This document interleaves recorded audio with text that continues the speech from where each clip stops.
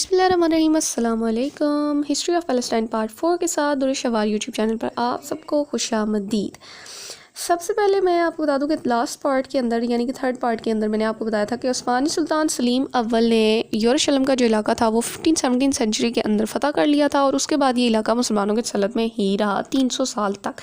یہاں پر ایک پوائنٹ میں ایڈ کرتی چلوں کہ 1492 سینچری کے اندر کنگ فرڈینینڈ اور کوئین ایزابیلا جو کہ اسپین کے کنگ اور کوئین تھے، انہوں نے اسپین میں رہنے والی یہودیوں کو عیسائیت قبول کرنے کی دعوت دی۔ جنہوں نے عیسائیت قبول کرنے سے انکار کر دیا تو ان لوگوں نے اسپین سے ان یہودیوں کو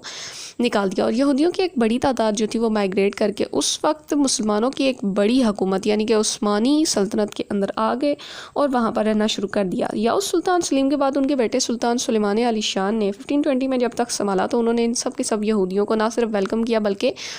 ان پر ترس کھاتے ہوئے اور رحم دلی کا مظاہرہ کرتے ہوئے ان کو یروشلم کے علاقے میں رہنے کی اجازت بھی دیتی تاکہ وہ وہاں پر رہ کر اپنی عبادات وغیرہ ادا کر سکیں۔ اس سے پہلے اس طرح کی مہربانی یہود کے اوپر کسی بھی اور سلطان نے یا کسی بھی اور بادشاہ نے یا کسی دوسرے مذہب سے تعلق رکھنے والی شخصیت نے نہیں کی تھی،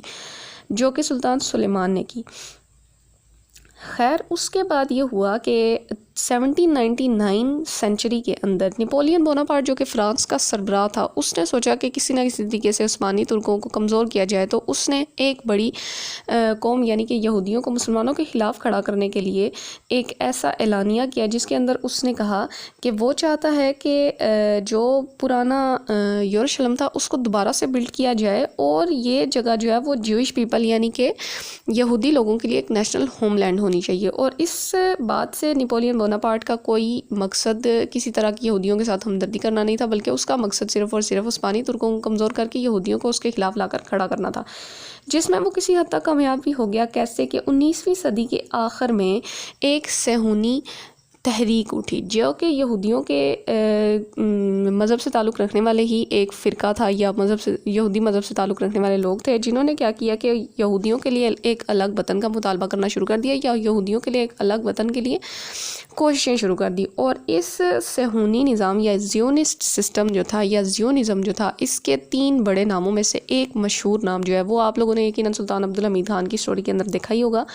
وہ تھا تھیوڈور ہرزل کا، جس نے بہت زیادہ کوششیں کی، اب کتابیں لکھی، اور ہر طریقے سے اس نے کوشش کی کہ یہود کو جو ہے نا وہ اس جگہ پر یعنی کہ یروشلم کے اندر تسلط مل جائے۔ حالانکہ اس سے پہلے یہود بابل، اسپین اور یورپ کے مختلف شہروں میں آباد تھے، اور وہ سکون کی زندگی گزار رہے تھے۔ اسپین سے اگر انہیں نہ نکالا جاتا تو انہیں یہ خیال بالکل بھی نہ آتا کہ وہ دوبارہ سے جا کر فلسطین میں آباد ہوں گے۔ اور اس وقت صہیونیت جو تھی یا زیونسٹ جو تھے، انہوں نے ہی بائبل کی ایک متنازع روایت کو نکال دیا جس کے اندر ان کے خیال میں ارض موعود کا ذکر تھا۔ اب ارض موعود سے مراد ایگزیکٹ کون سی جگہ تھی وہ بھی میں آپ کو آج بتا ہی دیتی ہوں۔ ارض موعود سے ایگزیکٹ مراد کنعان کا علاقہ تھا، یعنی کہ جس جگہ پر حضرت یعقوب علیہ السلام اپنے بیٹوں کو لے کر آ کرتے تھے، اور یہی وہ جگہ تھی جو بنی اسرائیل یعنی کہ حضرت یعقوب علیہ السلام کے بیٹوں کے لیے تھی۔ لیکن اصل میں اس روایت کا دین کے ساتھ کوئی تعلق نہیں ہے، نہ ہی اس روایت کی کوئی اصل ہے، بلکہ یہ ایک بائبل کی ایک متنازع روایت ہے جس کے بارے میں خود ان کے دین کے اندر بھی تنازع ہے، لیکن پھر بھی صہیونی یہودیوں نے اس بات کو بیس بنانے کے بعد اس علاقے کو یعنی یروشلم کے علاقے کے اوپر قبضہ کرنے کی کوششیں شروع کر دی۔ خیر، اس کے بعد انہوں نے 1896 کے اندر اپنا پہلا جھنڈا جو کہ زیونسٹ کی طرف سے اسرائیلی ریاست کا جھنڈا تھا وہ بھی بنا کر پیش کیا۔ اب یہ کس نے بنا کر پیش کیا تھا اور کیسے بنا کر پیش کیا تھا اور کس جگہ پر پیش کیا گیا، یہ تو دیکھنے کے لیے آپ کو میری نیکسٹ ویڈیو کا انتظار کرنا پڑے گا۔ Stay tuned with me and subscribe my channel.